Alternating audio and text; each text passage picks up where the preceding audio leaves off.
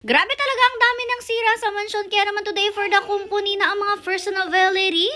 Hello pack members! Welcome back to Husky Pack TV! Sa vlog nito ay makikita nyo ang iba pa mga inayos dito sa mansyon, yung mga medyo nasira na nga sa pagdaan ng ilang mga taon. Pero yung vlog nga natin sa kabilang Facebook page natin, makikita nyo doon kung paano inayos yung pinagdadaanan ng tubig kaya bumaha dito sa mansyon nung bumagyo. Anyways, bali isa nga sa mga ginagawa ngayon ay yung bintana dito sa may second floor. Bali pinabintanaan na nga sabay-sabay na rin nga yan dahil dito sa baba ay may nagagawa rin nga at heto nga ang pinaayos muna. For the linis din nga pala si Tito dyan at siya nga pala yung nagtitingin sa mga nag-aayos at siya rin nagtuturo kung ano ba yung mga kailangang ayusin dito. Unang-una na nga na kailangang ayusin talaga itong pinto natin na papalabas nga dito sa office area kasi alam nyo ba ilang beses na at 1,000,000 beses na yata na palagi nauumpog dyan ang pack members natin kaya bumibigay na talaga yung pintong yan. Actually yung kabilang pinto na nga lang or kabilang side yung nagagamit natin dahil yung isang side ay hindi na talaga gumulo. Siguro nga dahil may bukas na rin ay may nagka-problema na nga siya kaya naman ay inaayos din nila yan. So maglit rin nga pala sila ngayon na umalis at bumili nga na ilang mga kailangan pa dahil may mga aayusin pa nga si Tito dito lalo na nga yung mga ilaw-ilaw dito sa mansyon. May ilang parts pa rin kasi talaga dito na medyo madilim nga lalo na nga dito sa may pinakatambayan talagang kailangan pa ng more ilaw. Sa nga sa binili nila ay itong pressure washer na kailangan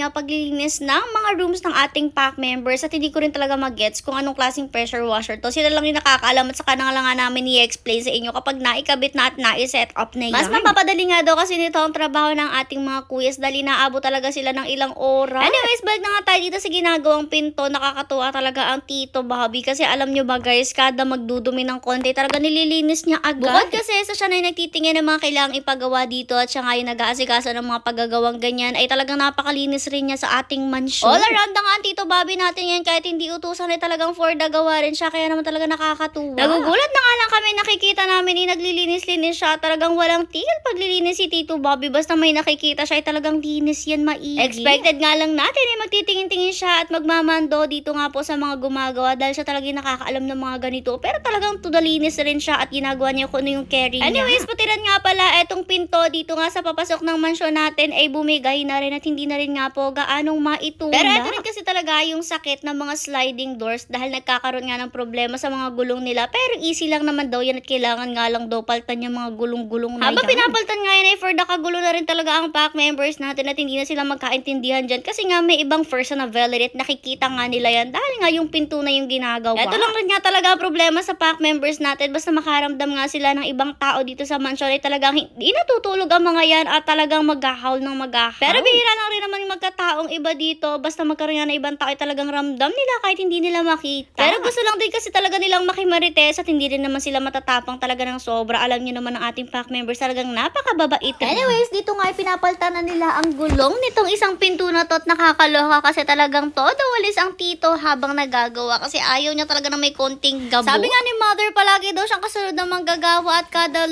sunod nga niya ay may dala siyang walis at nagwawalis-walis or nagva-vacuum. Which is true naman dahil nakikita niyo nga yan sa video na to palagi talaga siyang may hawak na walis or vacuum. Konting patak-patak kasi ng mga gabok ay talagang for the linis agad niya dahil yung mga gabok na yun ay galing rin naman mismo dito sa mansyon at kumakalat-kalat lang pag nabubuklat ang mga bagay-bagay. Anyways, dito nga ay finishing touches na lang rin ang ginagawa dito sa mga pinto at talagang maganda na rin nga ang kanyang pagka-slide. Natapos na rin nga yung bintana na pinakakabit dito sa taas at eto rin nga pala yung room na inayos ni Tito at tingnan nyo maganda na nga talaga kahit yung pagkakapintura. Ang dami na rin nga ni Titong nagawa dito at ang susunod na nga po ay yung pagpapagawa ng third floor ng mansyon natin. Doon na nga kami yata makakapag-post ng vlog ng pagpapagawa sa third floor sa aming second Facebook page.